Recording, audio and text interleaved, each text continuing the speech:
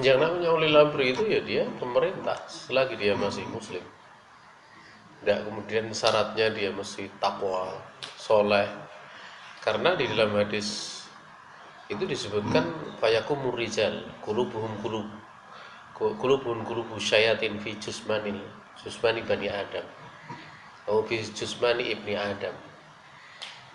Ya. Disebutkan bahwasanya akan berdiri berkuasa itu para lelaki yang hati mereka ini adalah hatinya seperti hati setan gitu, yang berada pada jisim Bani Adam, dan mereka itu apa, dia mengambil petunjuk selain daripada petunjuk, ya, bigoiri sunnati walayah tatuna bigoiri haji walayastanuna bigoiri walayastanuna bisunnati walayastanuna bisunnati kan. Ya, saya agak lupa goirinya itu di belakang atau di depan ya, la-nya itu ya, ya. Tapi yang jelas di situ disebutkan apa, mereka ini akan mengambil petunjuk dengan selain petunjuk diriku, dan mereka ini tidak akan mengambil sunnah dengan sunnahku. Itu adalah dalil bahwasanya mereka nggak menegakkan syariat Islam. Ya, tapi tetap itu dikatakan ulil amrinya itu tatkala sahabat bertanya gitu loh. Lah sikap kami itu lalu gimana ya Rasulullah SAW terhadap mereka? Maka Nabi SAW tetap memerintahkan untuk tasma wa tuti wa in ukhida wa in duriba dohruk wa ukhida maluk, sekalipun tubuh kamu diinjak, sekalipun harta kamu itu dirampas. Dan itu pula yang terjadi di masa Hajjaj bin Yusuf. Hajjaj bin Yusuf kan ada fitnah oleh Ibnul As'ad gitu. Di masa Ibnul As'ad itu siapa yang nggak kena fitnah? Cuma dua ulama saja, yaitu Hasan al-Basri satunya. Itu pun lari Hasan al-Basri. Yang satunya lagi siapa itu? Ya, saya nggak lupa itu. Ya, itu pada waktu hal demikian itu ditanyakan kepada sebagian sahabat itu. Kan sahabat waktu masih hidup. Di antaranya Anas bin Malik gitu. Dan itu benar-benar Hajjaj bin Yusuf itu ya Allah gitu. Kalau ngeri sekali gitu. Apa yang dia lakukan, banyak sahabat itu yang dibunuh gitu. Nanti kejar-kejar itu salah satunya Abu Sa'id al-Khudri itu. Dia lari kemudian ditombak, bisa mati dia. Kemudian banyak para ulama, ribuan itu ulama yang dibunuh dia. Bersamaan dengan itu waktu Anas bin Malik dia ditanya oleh sebagian tabi'in, beliau kemudian mengatakan itu isbiru hatatal qauli alal haudi. Hakada sami'tu Nabi alaihi salatu wasallam yaqul gitu. Ya, kamu sabar saja. Sabarlah kalian sampai kemudian kalian bertemu aku di telagaku. Ini yang aku dengar dari Rasulullah alaihi salatu wasallam. Artinya di sini ya, ada di sini kalau dikatakan kebengisan dari Hajjaj bin Yusuf kurang apa gitu kan ya. Kurang apa gitu. Saya pikir kalau hanya sekedar yang kita ditindas itu kita siapa tuh sebenarnya? Misalnya kita ditindas penguasa ya. Kita itu seperti apa? Itu yang ditindas zaman Hajjaj bin Yusuf itu sahabat-sahabat itu. Ya. Sahabat Nabi, sahabat itu orang-orang mulia. Itu pun tetap ya tindakannya seperti itu. Nah, artinya kalau kemudian kita lihat ya seperti itu subhat gitu loh. Subhat ya. Ya apa? Dikatakan itu adalah pintu kemudian tidak mengakui penguasa ini sah, penguasa sekarang itu sebagai penguasa sah. Memang ada ayat itu ya ayyuhalladzina amanu atiullah wa atiur rasul wa ulil amri minkum. Ulil amri minkum itu kemudian berkata minkum itu minnya min zaidah gitu. Karena kalau min zaidah itu dia maknanya kum kalian, dari kalian itu kalian orang yang beriman, yang soleh-soleh gitu loh. Gitu. Artinya kalau pimpinannya nggak soleh itu bukan pimpinan kalian gitu loh. Nah, ini cara penafsiran yang sangat batil itu. Padahal kalau dia memingkum itu merasa mereka orang beriman kan, kan gitu kan konsekuensinya, ya. Nah, konsekuensinya itu adalah satu cara berpikir yang sangat salah itu, sangat salah. Tidak, kalau kita lihat dari praktek-praktek dari para sahabat. Ya, para sahabat Nabi alaihi salatu wasallam paling mudah itu kalau kita lihat dalam kondisi seperti itu kita lihat sahabat itu paling enak. Ya, lihat sahabat bagaimana kan sahabat kan mengalami masa fitnah kan. Yang fitnahnya itu lebih dasar daripada fitnah kita gitu loh. Kita itu belum ada apa-apanya. Ya. Itu sampai waktu itu Anas bin Malik itu. Anas bin Malik sebenarnya juga ingin ditekan sebenarnya. Ya, beliau itu pada waktu cuma ada salah satu pembesar itu waktu itu raja di Bani Umayyah itu pesan sama anaknya, pokoknya jangan diganggu itu Anas bin Malik gitu. Itu padahal anak-anak itu begitu dia berkuasa itu pengen sekali untuk juga menghantam Anas bin Malik gitu loh. Ya, tetapi dia tidak mau. Kenapa? Karena ingat pesan bapaknya tadi. Dan memang Anas bin Malik itu juga sudah diisyaratkan dalam beberapa riwayat. Karena sampai Nabi SAW menyampaikan isbiru sabarlah kalian. Itu ada isyarat kalau nanti Anas bin Malik akan ngalami gitu loh. Dan benar-benar ngalami gitu loh. Ya. Allah Ta'ala. Itu kalau dia kita perlu belajar dalam hal seperti itu, namanya Kitabul Fitan gitu. Al-Imam Bukhari itu punya kitab di bagian terakhir di Sahih Bukhari, Kitabul Fitan gitu. Kitab yang membahas masalah berbagai macam fitnah. Dan itu akan terjadi sangat dasar di masa akhir zaman. Makanya para ulama senang membahas kitab itu agar supaya kita ini bisa selamat ya, dari hal seperti itu. Pemikiran-pemikiran seperti itu akan menjadikan kadang nggak ngakui pemerintah, khuruj, kadang mencerca dengan itu kan gitu. Dan efeknya seperti itu. Itu syubhat itu. Wallahu alam. Nah, kalau contoh yang lebih nampak itu Imam Ahmad bin Hambal. Imam Ahmad bin Hambal itu kan dia dipenjara di 3 masa khalifah. Di Khalifah Abbasiyah. Di Abbasiyah. Ya. Beliau ini di penjara itu dalam posisi sering disiksa gitu. Sampai beberapa temannya itu datang, kamu ngaku saja, ngomong saja Quran makhluk gitu, pura-pura karena terpaksa. Dia tidak mau. Bersamaan dengan itu, beliau itu sempat berkata gitu, dengan kedoliman penguasa di zaman beliau itu. Padahal kalau secara akidah itu kafir loh penguasanya. Karena Mu'tazilah meyakini Quran makhluk. Meyakini Quran makhluk itu kalau dalam akidah kafir gitu loh. Kurang apa lagi, ini bukan meyakini Quran makhluk, itu menyamakan apa? Menyamakan Allah dengan makhluknya. Konsekuensinya kafir. Dan bukan Jahmiyah, tapi ini Mu'tazilah, akidah negerinya itu adalah Mu'tazilah. Maka pada saat beliau dalam kondisi seperti itu pun beliau sempat berucap. Beliau mengatakan lau ana li da'watan mustajabatan maja'altuha ila li sultan. Nah, andai kan saya ini punya doa yang diijabahi, saya tidak akan gunakan doa itu kecuali untuk penguasa. Itu bersamaan beliau disiksa loh. Artinya beliau dengan sikap penuh sabar gitu. Makanya ahli sunnah itu adalah orang yang orang yang paling sabar ngadepi itu. Kalau kita lihat hampir seluruh para nabi itu didolimi apa dolim gitu. Kan gitu. Kan didolimi, nggak ada yang dolim gitu loh nabi. Mesti didolimi gitu loh. Sudah baik didolimi gitu loh. Ya, didolimi. Tapi bersamaan dengan itu ya memang syariat seperti ini. Ada lagian ya kita memang tidak ada merubah itu memang berawal dari diri kita sendiri. Berubah. Kalau misalnya kita nggak berubah ya pemimpin juga akan berubah sampai kapan. Ya, jadi kita mulai itu dari diri kita sendiri. Itu subhat yang besar seperti itu. Jadi jangan makanya di dalam kitab Fadlul Islam ya, suatu saat punya kesempatan kita belajar kitab nama Fadlul Islam. Kitabnya tipis gitu. Itu tentang keutamaan Islam, kemuliaan Islam, keindahan Islam, sampai di akhir itu nanti sampai kita bagaimana menjaga Islam kita di saat terjadi fitnah yang sangat dahsyat. Di situ hadis bagian belakang itu tentang bimbingan Nabi kepada para sahabat di saat terjadi fitnah yang sangat besar. Itu salah satunya adalah apa yang ditanyakan oleh Hudzaifah ibnul Yaman itu.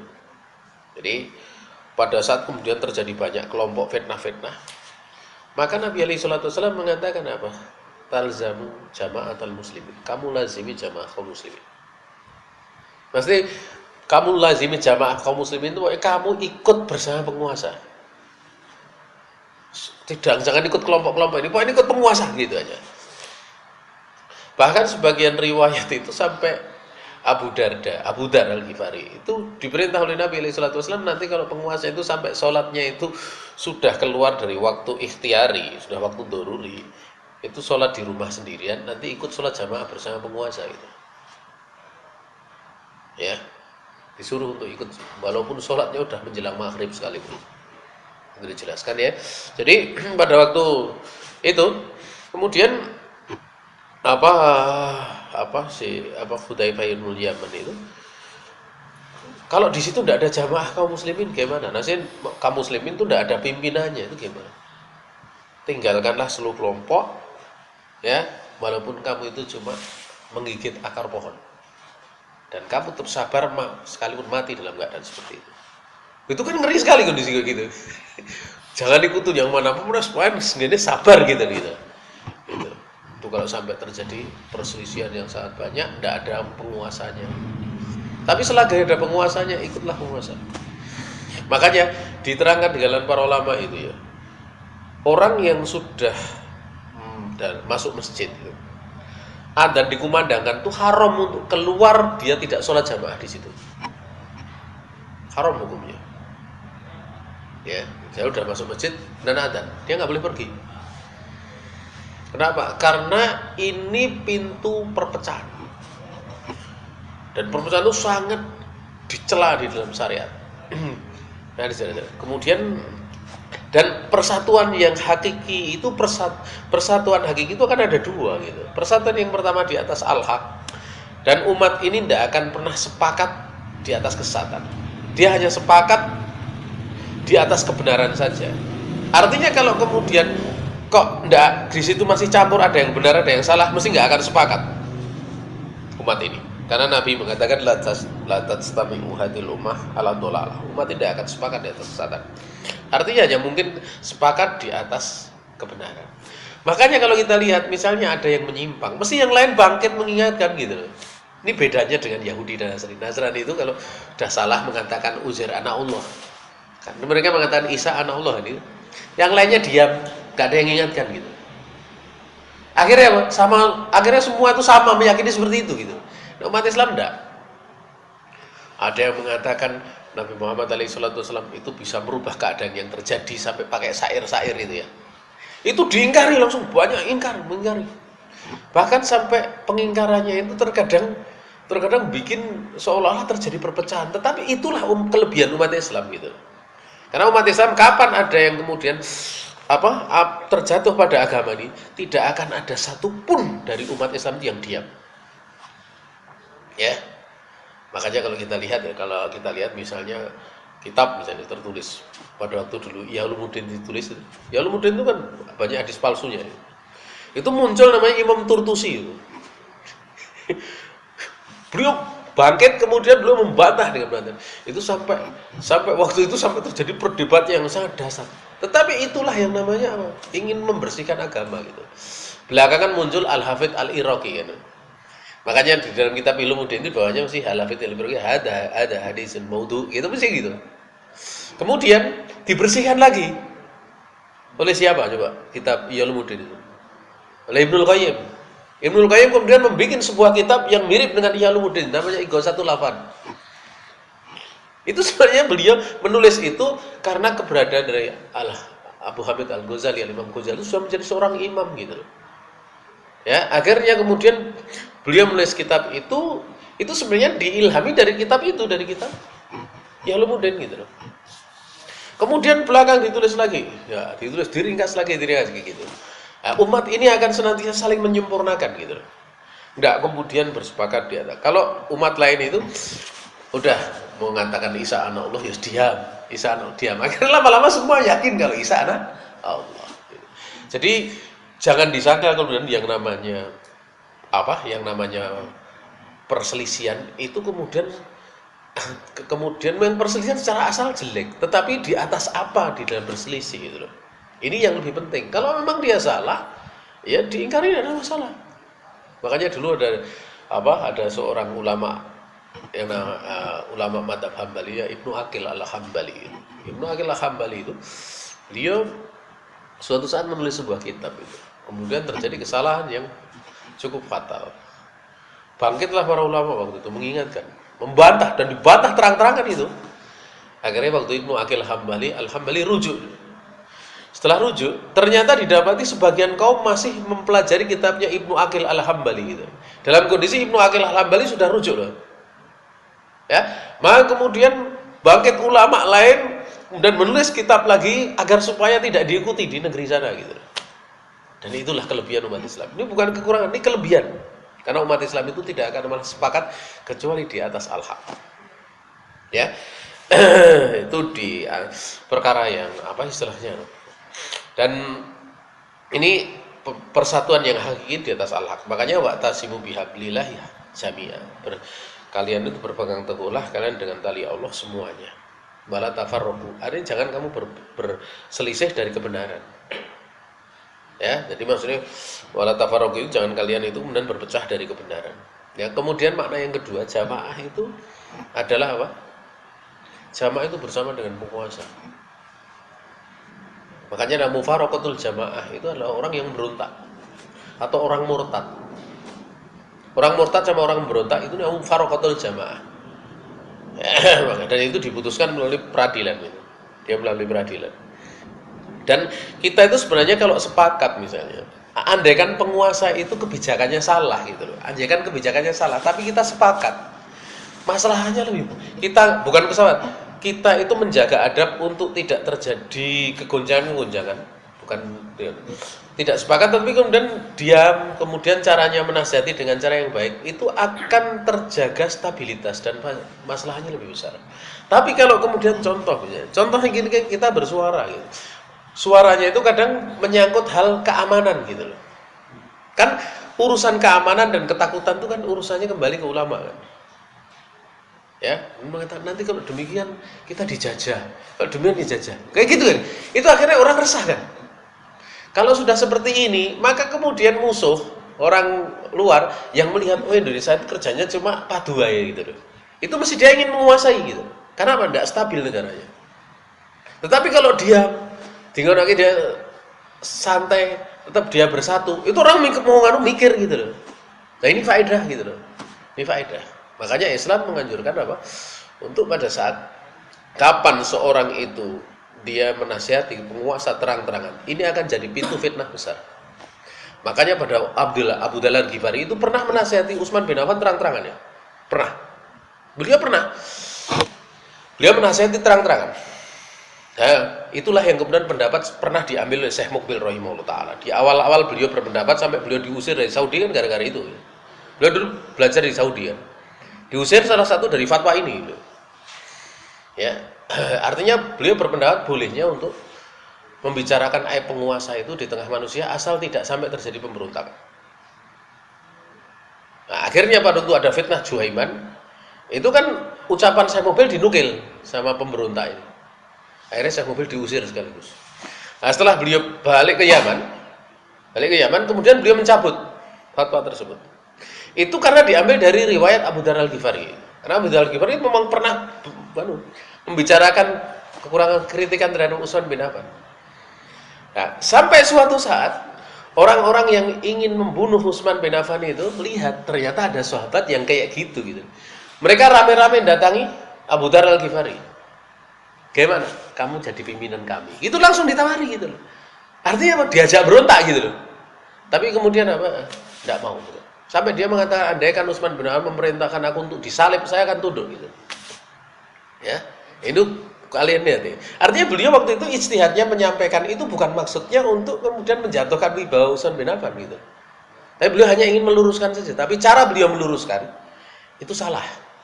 Karena Abu Dhalal Ghifari ini dia tidaklah lebih alim dari Aisyah radhiyallahu taala anha. Tidak lebih alim dari sahabat-sahabat yang menasihati berdua. Karena banyak sahabat-sahabat waktu itu sempat ditanya, ada berapa itu tanya, tabiin tanya, apakah engkau tidak menasihati Utsman bin Affan? Gitu. Karena gara-gara waktu itu kan Utsman bin Affan mengganti salah satu pembesar gitu. Salah satu pembesar kalau tidak salah pembesar di satu negeri gitu. Itu pembesarnya diganti. Kemudian bangkitlah orang-orang dari Mesir. Fitnahnya berawal dari Mesir. Utsman bin Affan sampai terbunuh itu. Ya. Tapi waktu itu yang muter ke sana kemari itu Abdullah bin Sabah, si Syiah itu. Kemudian dia bikin isu sana di berbagai negeri sampai kumpullah orang-orang yang tidak puas dengan Utsman bin Affan, kemudian mengepung Utsman bin Affan itu selama 40 hari 40 malam. Nah, pada saat kemudian di itu ya. Itu waktu ditanya, apakah engkau sudah menasihati? Maka sebagian sahabat mengatakan, apakah mesti aku ceritakan apa yang aku sampaikan sama Utsman bin Affan? Itu sahabat yang lain. Artinya di situ memang ijtihad yang dilakukan oleh Abu Dzar Al-Ghifari itu adalah sesuatu yang tidak tepat. Makanya waktu itu Abu Dzar Al-Ghifari kemudian ketemu sama Utsman bin Affan berdua. Tidak tahu isi pertemuannya apa, wong itu juga nggak boleh diceritakan. Kemudian Abu Dzar Al-Ghifari kemudian mengasingkan diri. Mengasingkan diri. Itulah yang dikatakan Nabi nanti akan mati sendirian, akan dibangkitkan sendirian. Ya, jadi awalnya seperti itu. Beliau sebelumnya itu nggak mengasingkan gitu loh. Tapi ada celah pada saat beliau bicara, itu kemudian orang-orang yang tidak suka sama Utsman kemudian ikut numpang gitu. Ikut numpang. Ya, ini termasuk dari kejelekan. Islam tidak menganjurkan yang seperti ini ya. Jadi kalau ada yang seperti itu sudah kita sebenarnya dari cara berpikir sudah ketahuan ini jihadi. Oh, ini orang haroki, udah kelihatan gitu. Jadi tafsirnya gitu udah kelihatan, larinya kemana itu udah kelihatan gitu. Wallahu ta'ala. Cuma kalau misalnya kita jawab dengan metode seperti ini, tuduh munafik, tuduh ini, kacungnya begini, ya gitu. Ya. Saya dulu pernah itu waktu itu sering dikatakan itu Salafi SBY gitu. Pas ganti presidennya lagi itu Salafi ini gitu. Gitu dituduh kayak gitu. Loh, memang si presidennya siapa taat kayak gitu kan. Mau apa gitu? Bukan masalah kita itu ini bukan, tapi kita sebagai kaum muslimin, nek misalnya kita itu punya pemimpin kita nggak cinta, lalu siapa yang mencintai pemimpin kita gitu? Ya, yang repotnya itu kemudian pimpinannya dibenci, tapi kalau dapat bantuan itu rebutan, itu kan jadi lucu gitu loh gitu. Ya, jadi lucu dulu. Itu lucu banget. Karena seperti itu. Kadang benci sama pimpinannya, tapi masuk jadi pegawai negeri gelem kan aneh gitu loh. Ini banyak orang seperti itu yang merorong dari dalam karena dia nggak paham. Ya, coba kalau kita satu contoh HTI, ya. HTI itu banyak orang pegawai negeri itu. Ya. Kan lucu kayak seperti itu lucu. Kadang yang dituduh malah kadang yang ngaji-ngaji seperti ini gitu. Padahal kita aja kadang BPJS nggak dapat gitu. Kan gitu. Ya, kenyataan gitu. Kenyataan itu kadang saya di kampung aja, kan kampung sederhana gitu. Itu dianggap kaya raya sama Pak Lurah gitu, Pak Lurah, Pak Dukuh itu dianggap kaya, itu rapat daftar gitu. Terus kita juga nggak pernah untuk mengajukan. Kenapa? Karena memang urusan pemerintah itu bukan untuk kita itu ngedoli, tapi kita bantu gitu. Inilah ketulusan namanya. Namanya ketulusan gitu. Karena memang kita tidak menginginkan dalam beragama itu dunia. Ya. Satu contoh sederhana. Kemarin Pak Tito Karnavian itu waktu memuji Ustaz Jafar itu. Ya. Beliau sampai muji dengan pujian apa pada saat Ambon itu. Di saat pemerintah nggak hadir. Itu beliau hadir. Tapi begitu kemudian sudah besar, itu kan waktu pasukannya sudah 10.000 gitu. Karena saya ikut di situ gitu ya. Itu pada saat disuruh bubarkan. Padahal pada waktu saya ketemu beberapa pembesar kayak anggota MPR, anggota DPR itu, ini bisa punya kekuasaan gitu. Itu ngomong seperti itu ada beberapa anggota gitu. Oh ini calon pemimpin Pancasila ini cocok jadi gini macam-macam seperti itu. Tapi kita kan bukan mau nyari kayak gitu. Tatkala kemudian kita minta nasihat pada ulama, kemudian dibubarkan bubar wae gitu. Gitu kan. Karena bukan tujuan kita itu mencari hal seperti itu gitu. Ya. Inilah makanya kalau kita lihat ya, kalau kita lihat umat Islam itu orang-orang yang taat kepada Allah itu punya kalau dia punya kebiasaan baik, misalnya kayak amal soleh, itu nanti bisa fatroh pindah dari satu masa ke masa. Maksudnya seperti ini gitu. Misalnya kita saat ini misalnya. Kita kadang saat ini kalau belum melihat ada permasalahan kayak jihad itu kayak ampu-ampu gitu. Maksudnya kayak aku sesuk ini, aku sesuk ini. Itu kalau ada bener bel gitu loh gitu. Belum tentu gitu loh, seperti itu. Tetapi kalau kita lihat yang bisa seperti itu biasanya adalah orang-orang yang sibuk dengan ilmu, dia amal soleh gitu loh. Sehingga para sahabat itu dulu walaupun cuma pakai pelepah kurma itu mampu menghadapi orang yang pakai pedang beneran gitu loh. Itu yang terjadi di Afghanistan dulu. Afghanistan waktu Uni Soviet datang itu rata-rata takut semua. Siapa yang pertama kali bangkit? Syekh Jamilur Rahman namanya. Itu pertama kali itu Syekh Jamilur Rahman itu. Karena beliau perang dan menang. Beliau seorang ulama dengan 12.000 muridnya di satu negeri, satu tempat, provinsi Kunar namanya. Itu kemudian beliau berjihad. Begitu menang, kemudian bangkitlah kabilah-kabilah yang sangat banyak. Sampai kemudian bersama-sama bisa mengusir Uni Soviet. Begitu kemudian datang, begitu bikin pemerintahan, Syekh Jamilur Rahman itu balik lagi ke pondok gitu loh. Mulai ngaji terus yang lain udah sibuk rebutan kekuasaan gitu loh. Dan pada saat kemudian Syekh Jamilur Rahman karena merasa dia belum punya jasa kan, akhirnya beliau menerapkan hukum Islam di provinsi Kunar gitu. Dan beliau ini termasuk dari ijtihad beliau. Sebenarnya ada silang pendapat di kalangan para ulama. Beliau pakai pendapat yang Syekhul Islam kalau penguasa mengizinkan tidak apa ditegakkan hukum Islam di tempat. Akhirnya gara-gara ini dianggap tidak sepakat dengan penguasa. Akhirnya dikeroyok sama Hikmatyar Burhanuddin Robbani, Rasul Sayaf itu ngeroyok semua sampai Syekh Jamilur Rahman dibunuh bersama 12.000 muridnya. Coba kalau lihat itu, padahal enggak, pocet cuma mau ngamal hukum Islam negara itu di situ ngaji-ngaji wae gitu, tidak kemudian pengen ya kekuasaan monggo gitu, sampai diperlakukan seperti itu.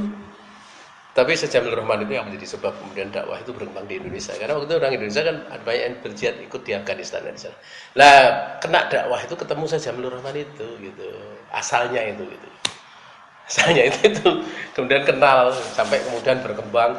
Setelah itu kan diceritani sama Syekh Jamilur Rahman nanti ketemu di ulama ini gitu. Itu di masa Afghanistan gitu. Ini sekedar saja ya, sekedar istilahnya hal-hal yang mungkin jadian ya di sibuknya makanya kayak Ibnu Barok itu beliau kan seorang ulama. Tidak dikenal beliau itu latihan perang, tidak kenal di latihan ini kan gitu. Ada riwayatnya Ibnu Barok latihan bedil, latihan pedang, enggak gitu, enggak banyak. Tapi beliau pada waktu jihad itu ada orang pakai kuda. Pun punya keberanian luar biasa. Itu mukanya ditutupi gitu. Saya penasaran ini siapa gitu. Orang sangat berani sekali gitu. Begitu dikejar. Itu sampai suatu tempat, dia kan buka ininya. Penutup mukanya. Ternyata Abdullah bin Mubarak. Nah, seperti itu kan. Karena kekuatan ilmu. Syekhul Islam pada waktu menghadapi Tartar, penguasanya takut. Sampai Syekhul Islam ngancam. Walaupun tidak dilakukan. Kalau sampai kamu nggak mau memimpin jihad, maka kami ganti. Diancam itu. Ini bukan celah untuk memberontak loh. Karena waktu itu akhirnya dengan sangat terpaksa itu pimpinannya itu mau untuk melawan Tartar gitu. Tapi pemimpinnya nggak kurang akal. Nanti kamu yang berangkat gitu. Akhirnya Syekhul Islam itu diutus bersama dengan para tokoh-tokoh untuk menghadapi pasukan Tartar. Dan di situ beliau kehebatannya luar biasa gitu loh. Ya, luar biasa. Ini penuntut ilmu. Jadi penuntut ilmu itu terkadang walaupun saat ini pelajari ilmu kayak itu kalau nanti pas dalam kondisi ada seperti itu, nanti Allah akan merahmati berbalik punya kekuatan gitu. Ya. Berbalik punya kekuatan. Saya pernah cerita ya dari teman yang berjihad itu. Ya waktu di jihad itu pas belum di medan perang itu berani sekali, pokoknya gitu. Itu kalau pas di jihad itu kencing itu gitu kan, karena itu kaitannya dengan apa? Kaitannya dengan ketakwaan ya. Di medan jihad itu tatkala kemudian kita banyak dosa, saat itu langsung rasa takut diberikan oleh Allah Subhanahu wa taala, saat itu langsung. Tapi kalau kemudian dalam posisi taat, gak pernah berbuat dosa, itu benar nggak takut mati gitu.